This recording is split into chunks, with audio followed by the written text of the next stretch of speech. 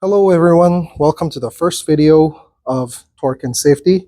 In this video, I want to talk about different types of torque wrenches, precautions to take when using the torque wrenches, and also how to calculate the torques in different situations. What you see in front of you is three different types of most common torque wrenches we use in aviation. First is the dial type torque wrench. When it's turned, needle moves indicating the torque that's applied. We use this, it's very handy when you're measuring a drag torque. We'll talk about the drag torque shortly in this video. Second is your click type or micrometer type, because I'm just gonna focus this. It's got the readings depending on the type of range of torque wrench that you select, and you just have to rotate the handle to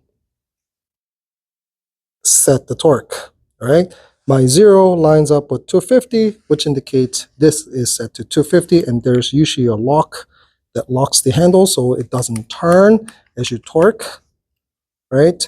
And this is set at 250. If you go to the 5, then it becomes 255, 260, 270, 265, and so on and so forth, right?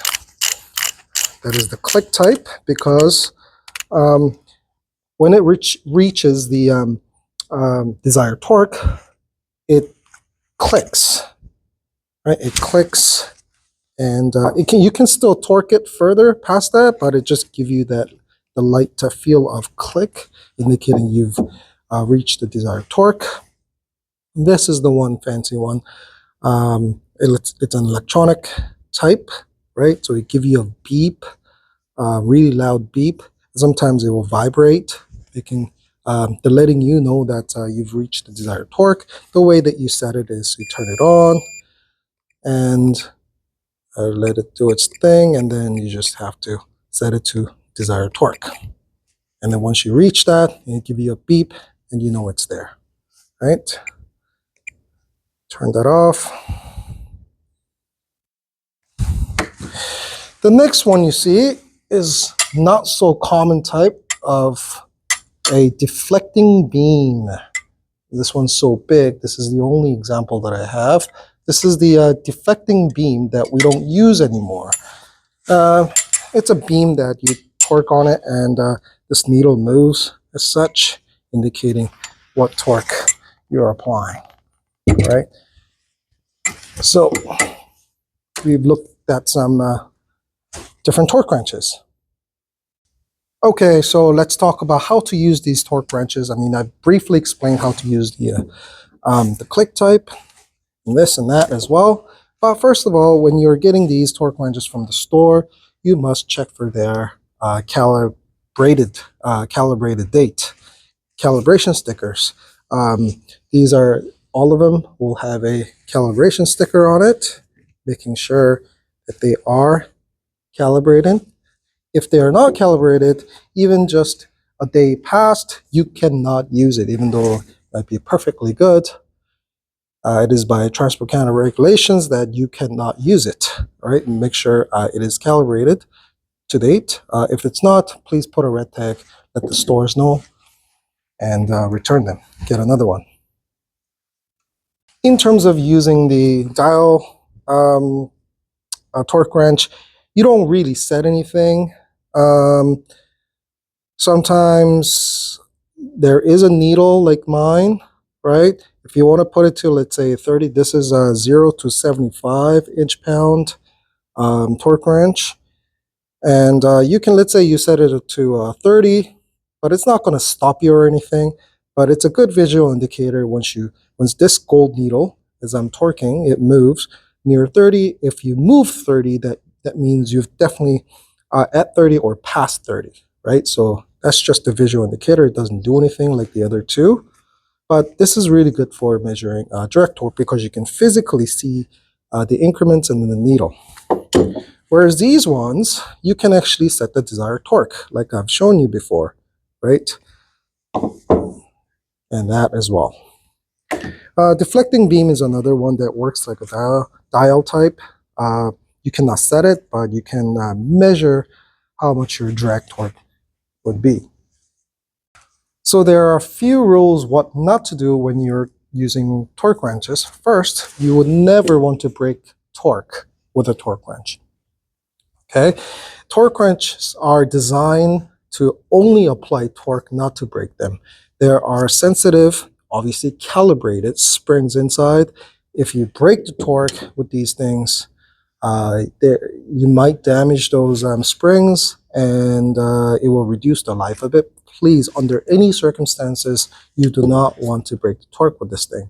And going further, you do not even want to lose any fastener. Even after you break the torque, you do not want to lose that fastener with a torque wrench. So what should you be using? You should always use the wrench, the box end wrench. But if the torque is too much, then you can use breaker bar, right? You do not want to use a ratcheting wrench or ratchets, because again, that has the gears inside. If you're trying to break the torque with the geared stuff, right, there is a chance that that will break. So please use either a wrench to break the torque or a breaker bar. Another thing is you want to choose the right torque wrench for the job. Whatever the torque that you're trying to use for the given fastener, you want that number to be right about in the middle of the torque wrench that you select. I'll give you an example. So let's say the torque you're trying to apply for the fastener is 50 inch-pounds. Then you want to choose a torque wrench that has a range between 0 to 100. So your desired torque sits right in the middle of that torque wrench, sorry.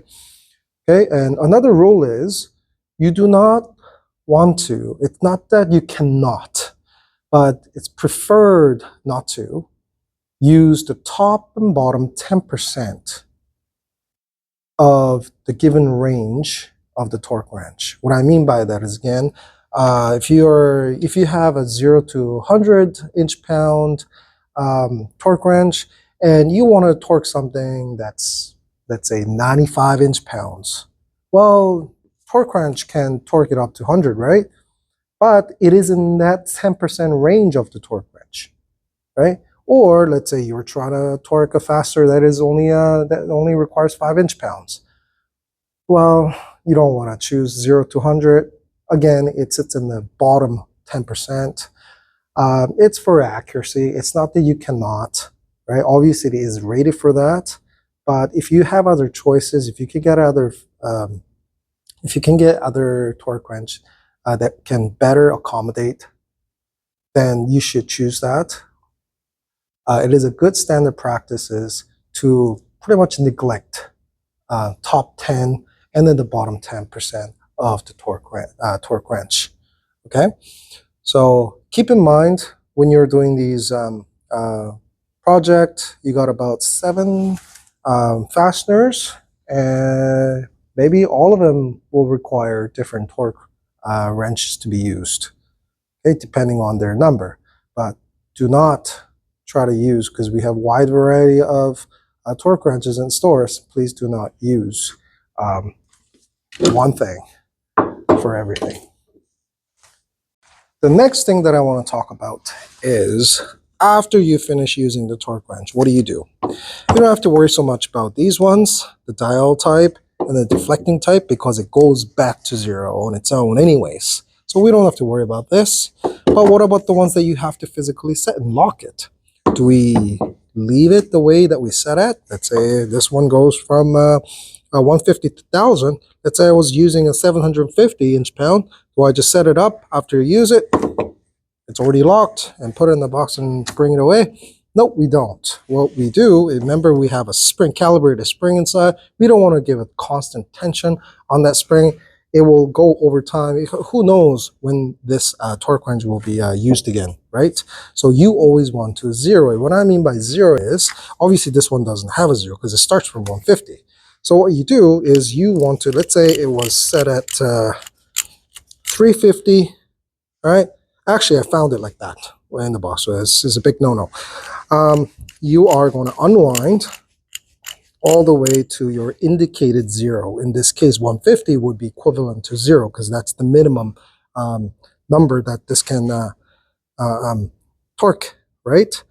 What you don't want to do is you unwind all the way to the stop. Okay, it cannot physically move. What that does is, again, you've completely let the pressure off of a spring calibrated spring. What do you think that's going to happen over time, especially in more of a extreme temperature? Yep, it is going to be more soft, right?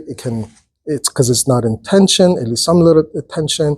So it will be more loose. You don't want that. So you always want to be at the lowest number that is indicated for this torque wrench. Okay, if it is 0 to 150 or 0 to 100, which is a very common range of torque wrench you'll see, the dial you can actually unwind past 0. And that's exactly what you don't want to do. Okay, they do that during calibration process. They will unwind it all the way to the bottom to completely let off the spring pressure, and then take it off, and they will do whatever they need to do for the spring, measure all that stuff, and then they put it back in. But you don't do that. Okay, so that kind of summarizes the different types of torque wrenches, how to use them, how not to use them. Okay, so now let's last talk about the calculation procedure. Welcome back, everyone. Let me explain how you can calculate torque values. Well, typically, torque values will be given to you in the maintenance manual or an AC 4313. For your case, our project will be using AC 4313 to find out the given torque values. But there are other factors that's going to affect our final torque values. We have two examples here on the board. The first one is actual torque to be set when using extension. Well, there might be times that you will need to install an extension or a crowfoot because of your environment, because of the accessibility. So this is what a torque extension look like. It literally brings out the arm so you can torque in a place that is not reached with a torque wrench regularly, all right? Or you can be using a crowfoot to place in a tight place where socket is not an option, all right? So that is going to be a problem because the torque wrench, the given torques here, are actually preset between your drive end, center of the drive end to the center, somewhat center of the handle. It's already been set, it's already been calculated. That's how the calibration is done. And these increments are engraved in there. But the moment you add these extensions, now I've extended the arm, which means I'm going to increase the force. I'm going to increase the torque because I just increased the length on it. So that's going to change. So if I was to put 100 inch-pound before with the socket, I would just set it to 100 inch-pounds and torque it without any calculations. But because I increased the length, now if I was to apply 100 inch-pounds, actually it's going to be above 100 inch-pounds. All right. So this calculation, this formula teaches you how to get to that new desired torque. This indicated torque means, okay, so if I want to apply 100 inch-pounds, but if I added an extension, well, I have to apply less torque to torque a certain faster 200. Okay, so that is what this formula means. So TR is your required torque. Required torque is, in this example, 100, and your length is the length of this torque wrench over length of the torque wrench plus the extension. Typically, these extensions will have, I don't know if you guys can see, yeah, right there. It will give you the calculated length on it as well. Typically is the center of the drive again to the center of this tightening end. All right, so this is 2 inches, and if you times that by the required torque, then you'll be able to get a desired torque that you have to put in to achieve the 100 inch-pounds in this case. Okay, now a slight complication is this extension. This L is the length of this, but it depends on the angle that you put in. If I put in at 180 degrees, which is in line with the fastener that I'm trying to torque, then I increased the length by 100%. However, what if I want to do something like this? Well, did I really increase the length? No, my driving end, my pivoting end is still here. It's, even though it's up here, it's still aligned with the center of the drive of the torque wrench to the center of my handle. So it didn't change. Okay, well, this is where you would do your calculations. Okay, so L is your true length for this extension, and times by cosine of the theta. In this case, if I was to put in straight, that will be 180 degrees or 0 degrees, because there's no angle, or 0 degrees are actually indicated like that. Okay, well, that's kind of silly, isn't it? Right? So, in this case, cosine 0 degrees or 180 degrees is a number 1 or the negative 1. Okay? So which means your E will be a full length of this adapter. All right? So that's how you calculate it. We'll give you guys some example later. That was the first example. The second example is, let's say you're dealing with a self-locking nut. Okay?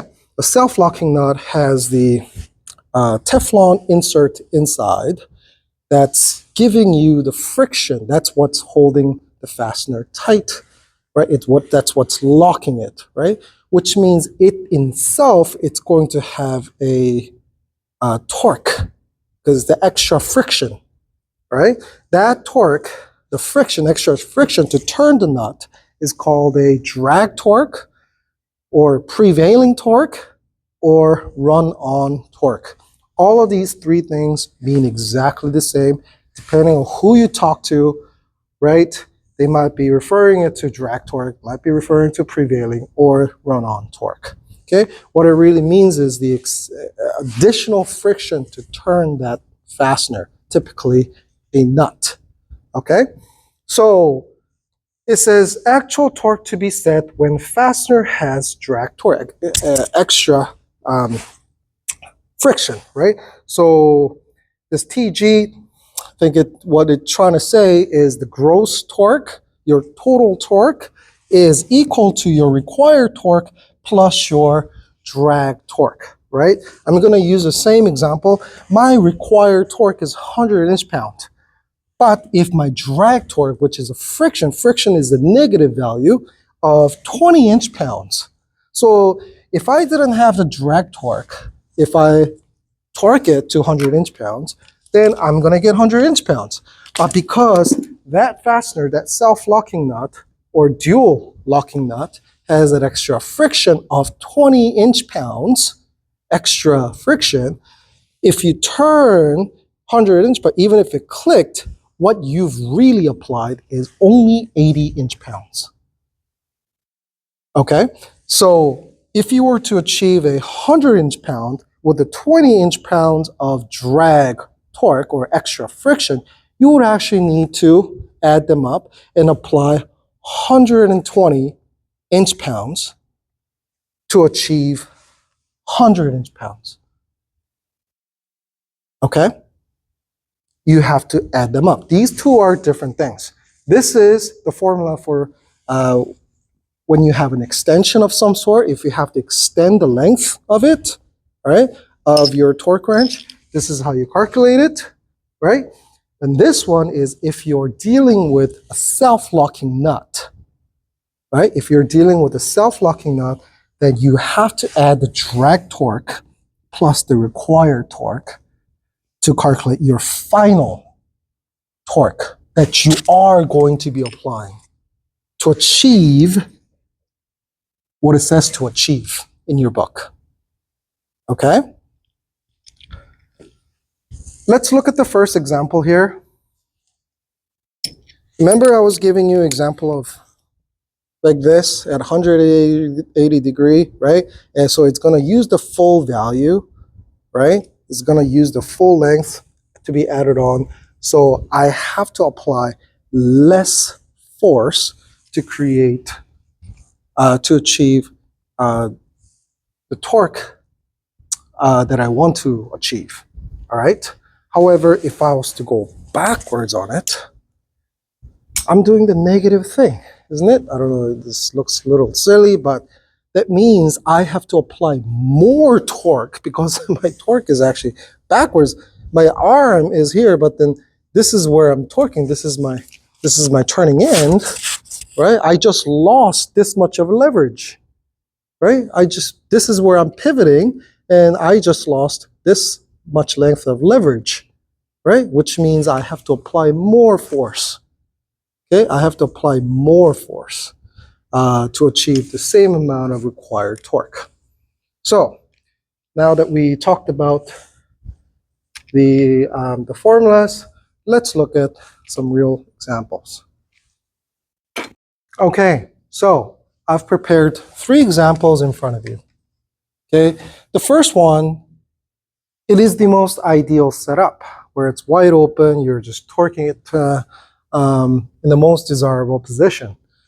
You have a bolt head, and obviously you're always torquing the nut side, right? The socket is on top of nut with the torque wrench that is attached directly above, right?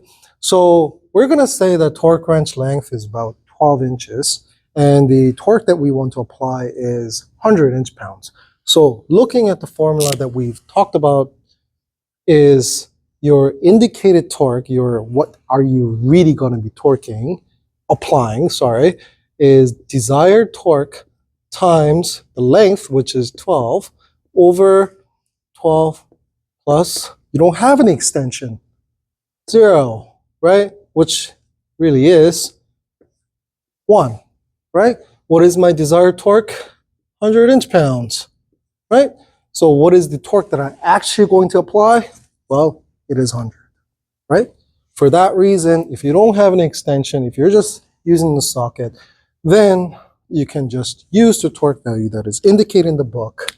Given the fact that this one doesn't have a drag torque, of course, then you're just going to be using set this at 100 inch-pound and torque it to 100 inch-pound. Let's look at the second example. Second example is this setup. So I have a crowfoot attached end, and this is the head of the torque wrench. It's the same torque wrench, still 12 inches. It's still 12 inches, but I've increased the length by 2 inches, right? Because that's actually, let's just say this is an inch, okay? This is an inch, and this again is 12 inches. So let's see. My torque that I'm actually going to apply is equal to desired torque of 100. That's still, I'm trying to do the same, times my length of the torque wrench is 12, and 12 plus E. So what is E? E is the length of the extension times the cosine theta, and theta is 0 degrees, right? It's 0 degrees. It's perfectly in line, right? Perfectly in line with my pivoting arm, right? So my length is 1 inch times cos of 0 degree is 1, giving you 1, right? So if I was to do this, 100 times 12 over 13, that's going to give you 92.3. All right, what does that indicate? Indicated meaning the actual torque that I'm going to be applying to achieve 100 inch-pound, right, of torque is 92.3 with a given attachment. Because I extended the length, my leverage is greater, which means I can put less force to acquire the same amount of torque, right, in the setup. 92.3 will get me a 100 inch-pound with 1 inch with extended length. Okay, that's what it means. All right, so let's look at the third example. All right, third example is using the extension, but it is in 90 degrees as such. Okay, this is this. All right, so let's see what happens here. The torque wrench hasn't changed. It's still 12 inches. Well, we have a 2 inches of extension that we put in, but has it really changed my moment here? No, because this is my pivoting end. It's coming 90 degrees to my torque wrench. So in terms of the torque wrench length, I didn't change, right? I didn't change. So it's same as up here because there is no extended length, right, past my center point of the drive, right? So my extended length will be 0, okay? And if you, my torque wrench length is 12, right? So the 100 inch-pound that I'm trying to apply will just be 100 inch-pounds. Okay, I don't have to do anything. I can just set it up to 100 inch-pounds, and there you go. You've achieved a 100 inch-pound true torque on this fastener. Okay, let's take a look at these 3 examples again. Pause if you have to, right? So this is very important whenever you guys torque, even though there are times that, especially with these crowfoot, when you're in a tight situation that you can't really fit the socket, so you have to use the crowfoot, but it will not allow this, right? This is, if you put it at 90 degree, then it is exactly same as this one. You can just apply something, but it may not be able to fit in. So sometimes it will be at an angle, 45 degree, but we already know how to calculate it by extended length, right? So we can, from there on, we can adjust the torque as needed to achieve the real torque value that's given in the manual. So that's it.